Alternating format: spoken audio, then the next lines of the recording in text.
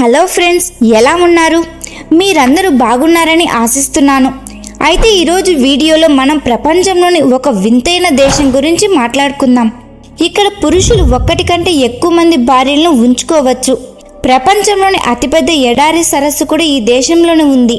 ఈ దేశం లేకుండా యూరోప్లో వాలంటైన్స్ డే జరుపుకోవడం అసాధ్యం. అది ఎందుకో మీకు ఈ వీడియోలో ముందు తెలుస్తుంది. ఇక్కడ ప్రజలు టీ తాగడానికి ఇష్టపడతారు, కానీ తాము పండించే అద్భుతమైన కాఫీని ప్రపంచ దేశాలకు అమ్మడానికి కూడా ఇష్టపడతారు.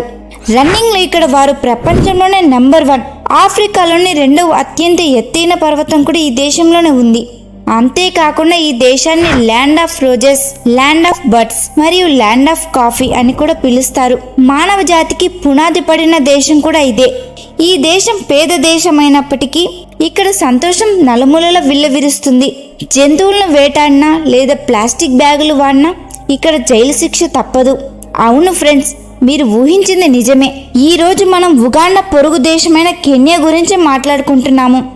ఈ వీడియోలో కెన్యా గురించి మీకు తెలియని కొన్ని ఆసక్తికరమైన విషయాలను చూద్దాం. అయితే వీడియోని ప్రారంభించే ముందు మీరు మా ఛానల్కు కొత్త అయితే తప్పకుండా సబ్స్క్రైబ్ చేసుకోండి.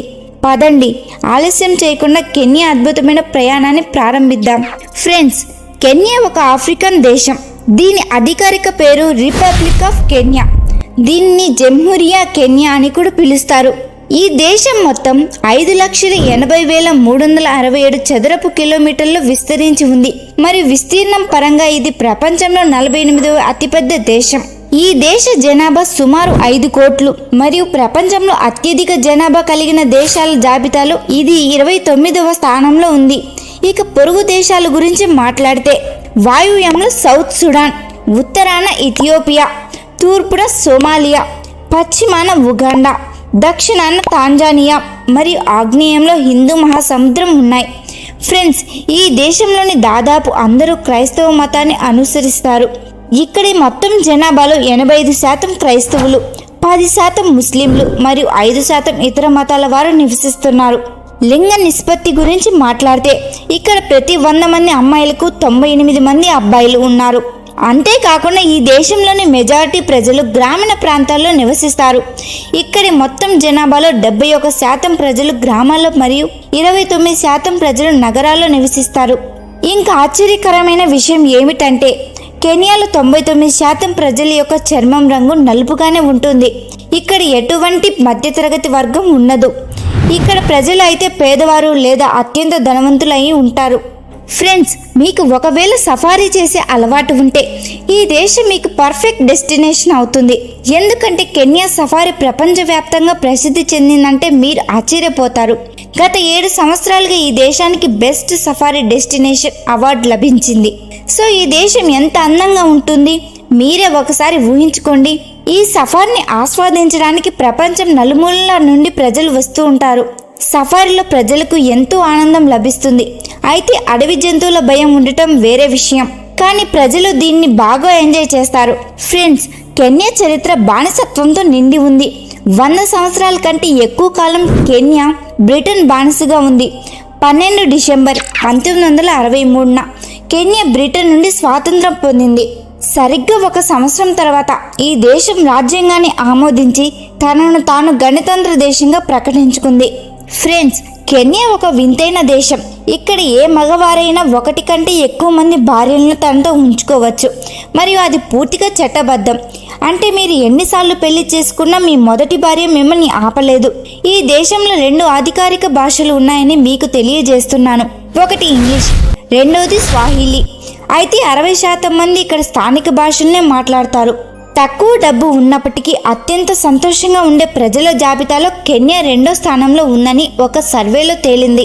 ఇక్కడి ప్రజల వద్ద ఎక్కువ డబ్బు లేదు, కానీ వీరు చాలా సంతోషంగా ఉంటారు. ప్రజలు తమ దేశంలో ఫుల్గా ఎంజాయ్ చేస్తూ ఉంటారు. అయితే ఈ జాబితాలో మొదటి స్థానంలో జమైకా ఉంది. సంతోషానికి డబ్బుకి నేరుగా సంబంధం లేదనే మాట ఇక్కడ స్పష్టంగా రుజువవుతుంది.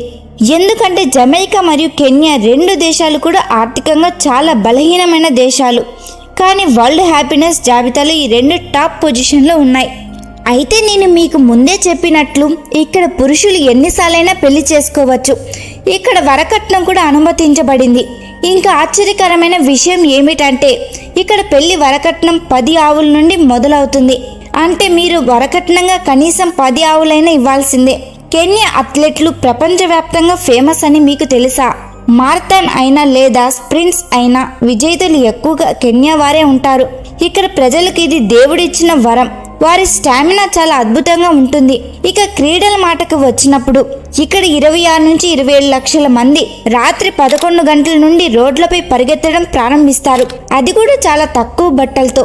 ఎందుకు అలా చేస్తారంటే అందరికీ అథ్లెట్ అవ్వాలనే పిచ్చి ఉంది.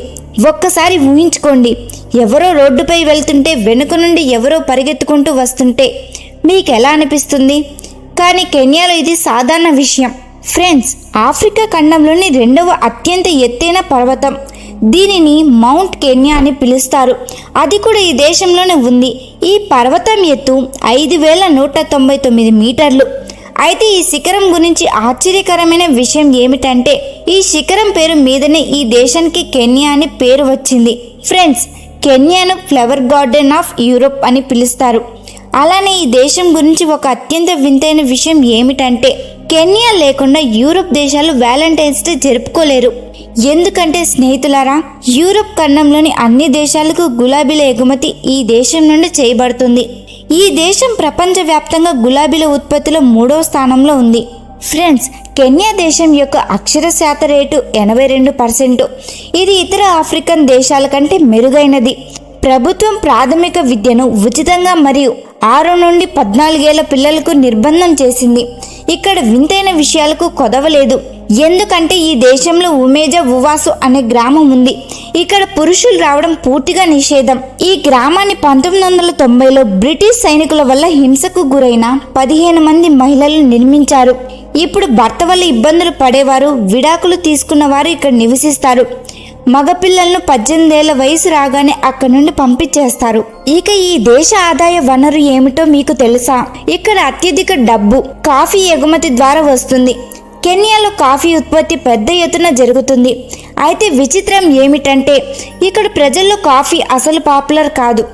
ఇక్కడ ప్రజలు టీ లేదా బీర్ తాగుతారు, కానీ కాఫీని మాత్రం ఎగుమతి చేస్తారు. ఈ దేశం గురించి మరో ఆశ్చర్యకరమైన విషయం ఏమిటంటే కెన్యాలో ఎటువంటి ప్రభుత్వ రవాణా సౌకర్యాలు లేవు. మన దేశంలాగా ఇక్కడ రెడ్ బస్ బస్సులు నడవవు. ఇక్కడ కేవలం వ్యాన్లు మాత్రమే నడుస్తాయి. ఆ చిన్న వ్యాన్లలో కూడా 19 నుండి 20 మందిని కూర్చోబెడతారు.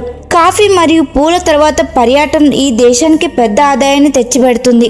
ఆసియా నుండి తక్కువ మంది వెళ్తారు, కానీ యూరోప్ నుండి చాలా మంది కెన్యాను చూడటానికి వస్తారు. కెన్యాను ల్యాండ్ ఆఫ్ బర్డ్స్ అని కూడా పిలుస్తారు. ఎందుకంటే ఇక్కడ సుమారు 1132 రకాల పక్షులు నివసిస్తాయి. కెన్యాకు చెందిన ఒక లాయర్ అమెరికా మాజీ అధ్యక్షుడు బరాక్ ఒబామాకు 50 ఆవులు, 100 గొర్రెలు మరియు 70 మేకలు ఇస్తానని ఆఫర్ చేశాడని మీకు తెలుసా?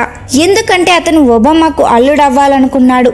అమెరికాలో ఆవులను ఇచ్చి పెళ్లిళ్ళు చేసుకోరని పాపం ఆయనకి ఎవరో చెప్పలేదు. కెన్యా అమ్మాయిలను డస్కీ బ్యూటీస్ అని అంటారు.